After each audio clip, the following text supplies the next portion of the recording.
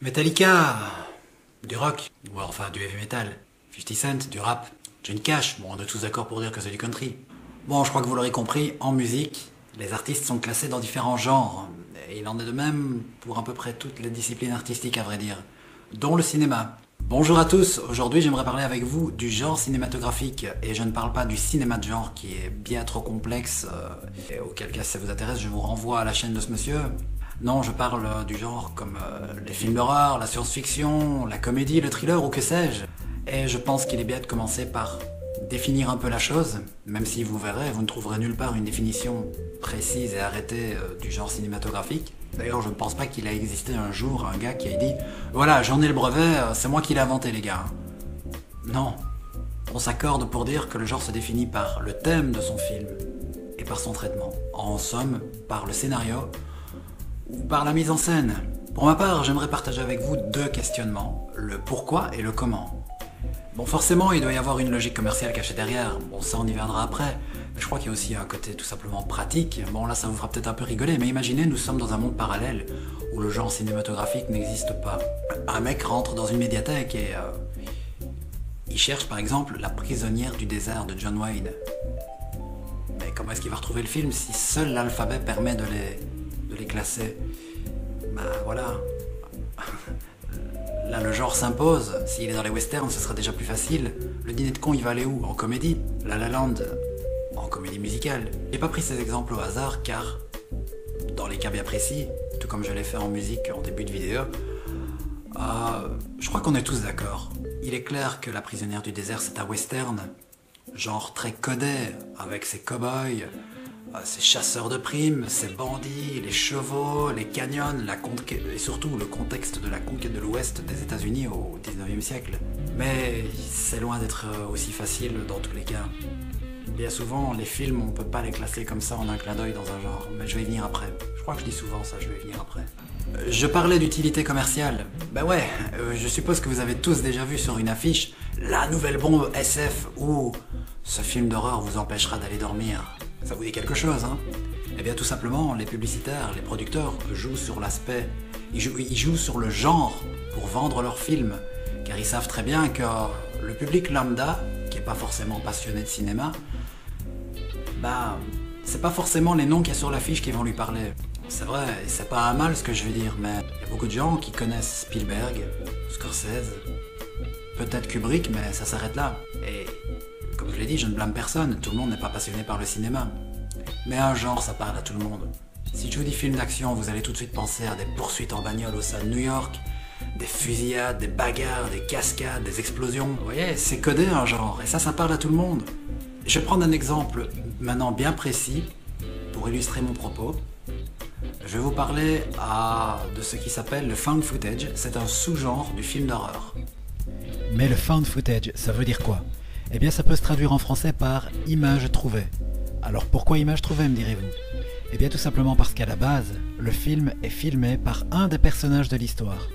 C'est une sorte de mise en abîme qui apporte un côté amateur, car le personnage en question, il n'est pas plus metteur en scène que vous ou que moi. Deux films ont fait connaître, ont popularisé ce sous-genre. Tout d'abord le projet Blair Witch, sorti en 1999, Paranormal Activity. Qui parmi vous, sans vouloir vous offenser, peut me citer le nom du réalisateur de Paranormal Activity? Moi-même, je ne le sais pas. Bon, je me suis renseigné, c'est Oren Peli. Mais à sa sortie, vous croyez que les gens se sont dit on va aller voir le nouvel Oren Peli?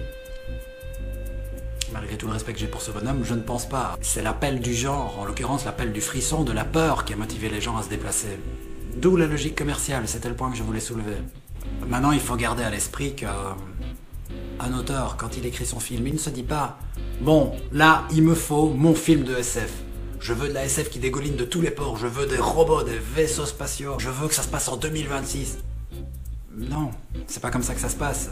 À la base, il écrit son histoire car il veut défendre un propos, il veut défendre une idée, il a un message à faire passer. Et il y a son histoire qui se développe autour de la construction de ses personnages. Et par après va découler un genre, naturellement. Il peut même s'avérer que le gars il voulait à la base écrire, par exemple, un thriller, quelque chose de très froid, très sombre, et puis le ton va le prêter à bifurquer vers la comédie, par exemple. Prenons le film Starman de John Carpenter sorti en 1984 avec pour rôles principaux Jeff Bridges et Karen Allen. Karen Allen, c'est la fille d'Indiana Jones. Voilà, vous voyez. À la base, et ça c'est pas un spoil, c'est un film de science-fiction. Un extraterrestre, Jeff Bridges, débarque sur Terre pour venir avertir les terriens qu'il a bien reçu le message qu'ils ont envoyé dans l'espace. Alors là, je vais un petit peu spoiler. Si vous voulez vraiment garder la surprise totale sur cette histoire, vous allez voir que j'ai mis des timecodes dans la description de la vidéo. Je crois qu'on appelle ça des timecodes. Vous cliquez dessus et ça vous amènera plus loin. Et comme ça, vous ne serez pas spoilé sur Starman. Mais Starman, c'est aussi une romance, une histoire d'amour née entre les personnages de Karen Allen et Jeff Bridges. Au final, le scénariste aura voulu nous raconter une histoire d'amour dans laquelle se sont imbriqués des éléments de science-fiction, ou l'inverse? Je pense pour ma part qu'il faut s'arrêter sur la finalité, sur le message. En fin de compte, qu'est-ce qu'il voulait raconter. Mais parfois le faire pourrait amener quelques désagréments. Je prendrai un exemple après. Prenons le cinéma fantastique, qui bien souvent jouit d'un habillage très parlant.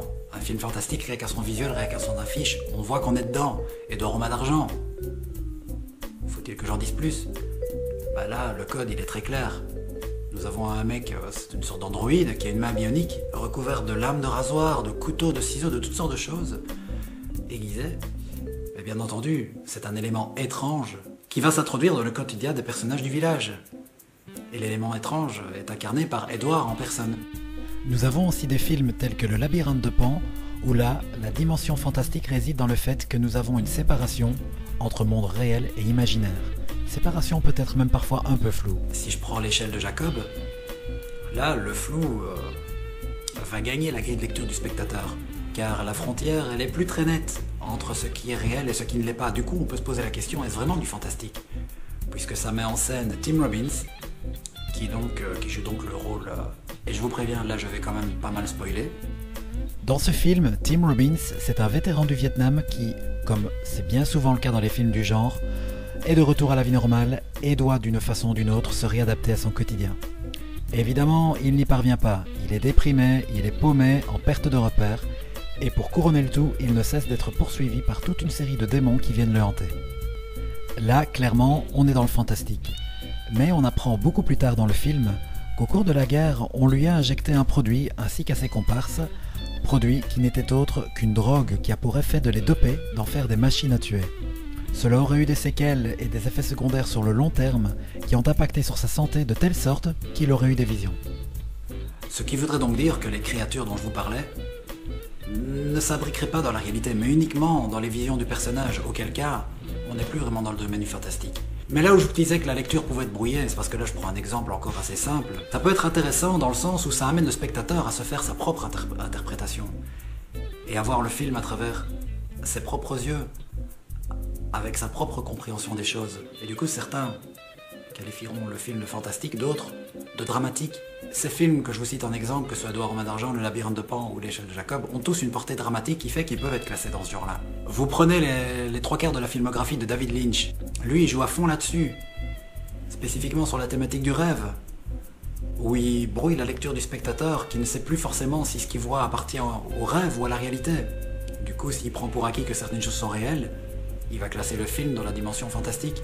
Et inversement, je ferais peut-être bien à un moment donné une vidéo sur David Lynch, il y a matière à faire là-dessus. Je vous disais donc que classer un film dans un genre bien précis, ça n'avait pas forcément que du bon. L'exemple que je vais prendre, c'est que justement ça peut le spoiler. Je suppose que vous avez tous déjà regardé au moins une fois dans votre vie un film qui sera plutôt, dans l'exemple que je vais prendre, de la SF ou du fantastique, qui en apparence est tout à fait réaliste. Vous vous croyez dans une comédie dramatique, par exemple, ou un thriller, et puis c'est à la fin qu'il y a un petit élément qui en réalité est présent en substance depuis le début mais que vous ne voyez pas. Élément qui va faire qu'en réalité, bah non, vous êtes bien par exemple dans de la SF. Annoncer le film, vendre le film comme étant un film de SF, peut mettre la puce à l'oreille du spectateur et en gâcher le plaisir. Un exemple que je vais prendre, mais sans spoiler le film, c'est The Man from Earth. Ce film est classé justement dans le genre science-fiction ou fantastique selon les sources, et je pense que c'est pas une bonne idée. Pas tellement qu'il va spoiler, quoique, mais surtout qu'il va prendre parti. The Man from Earth, c'est l'histoire d'un gars qui appelle ses amis pour qu'ils l'aident à déménager, et lorsque c'est terminé, le soir, il les invite à dîner pour les remercier. Rapidement, au cours de la soirée, il leur annonce de but en blanc qu'il est Jésus-Christ, ni plus ni moins. Les réactions de ses convives sont celles que vous devez imaginer, mais il va s'évertuer à argumenter et il s'y prend tellement bien qu'il va parvenir à faire douter quelques-uns d'entre eux. Mais en réalité, le scénariste ne va pas forcément prendre parti. On ne saura jamais vraiment s'il a dit vrai ou pas. On laissera le spectateur justement se faire sa propre idée. Mais le fait de le vendre comme un film de SF donne une réponse. Et ça spoil dans le sens où ça peut induire la vision du spectateur qui va d'office prendre le parti. Comme quoi, c'est bien Jésus-Christ qu'il a à l'écran. Et du coup, toutes les réactions des personnages et tous ses arguments à lui seront déjà biaisés dans la vision du spectateur. Voilà, c'est un exemple, peut-être un peu singulier, mais où je pense qu'il n'est pas forcément bon de le faire. En début de vidéo, j'ai expliqué le fait que le genre cinématographique se définit aussi par son traitement, donc par sa mise en scène. Et bien pour illustrer ce propos, je vous propose de regarder deux petites scénettes que j'ai concoctées pour vous, et on en parle après.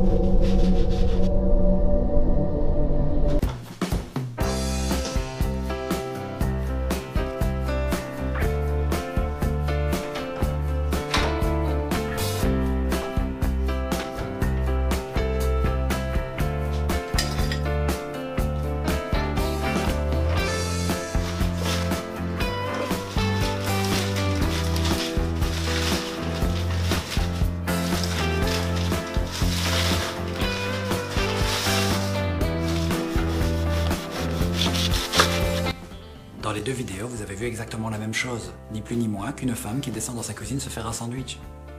Mais dans la première partie, on est dans un thriller, peut-être même dans un film d'horreur. Qui sait ce qu'elle découpait au couteau?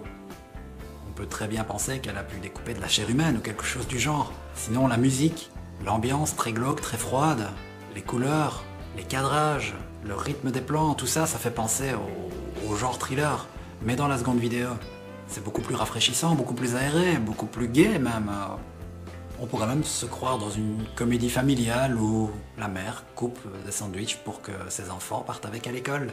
En définitive, je pense qu'il n'y aura jamais de réponse arrêtée à comment définir un genre. De toute façon, je n'aurai jamais la prétention d'être exhaustif sur la question, et je pense que c'est là qui est justement l'intérêt, c'est de pouvoir en débattre. C'est ce que je vous invite à faire, à laisser vos avis dans les commentaires. Mais pour moi, le plus important, c'est la façon dont il sera perçu par les yeux du spectateur. C'est pour ça que je parlais tout à l'heure de la façon dont certains cinéastes brouillent la grille de lecture de ce même spectateur. C'est pas pour l'emmerder, c'est justement pour le pousser à réfléchir et à s'approprier l'histoire. Si vous regardez par exemple Alien ou La Mouche avec des amis, il y en a qui vont vous dire c'est de la SF, d'autres des films d'horreur. Ils auront raison, autant les uns que les autres. On va terminer avec un exemple qui je crois va parler vraiment à tous, E.T. Personne n'aura tort de dire que c'est un film de science-fiction. Des extraterrestres débarquent à l'aide d'un vaisseau spatial, ils envoient l'un des leurs en reconnaissance pour qu'il étudie la race humaine. Mais ça peut aussi être un film fantastique. Nous avons un élément étrange, E.T., qui vient perturber le quotidien d'une famille. Il est question de famille. Tout le film est raconté du point de vue de la famille et plus particulièrement des enfants. Nous sommes donc dans une comédie familiale, d'autant que le ton du film est plutôt léger, mais ce n'est pas péjoratif que de dire ça. Et là, je vais devoir spoiler pour les quelques rares personnes sur Terre qui n'ont pas encore vu E.T. Mais E.T. est aussi un film qui raconte la séparation déchirante d'un jeune garçon avec son ami extraterrestre. On est donc dans un film au caractère dramatique.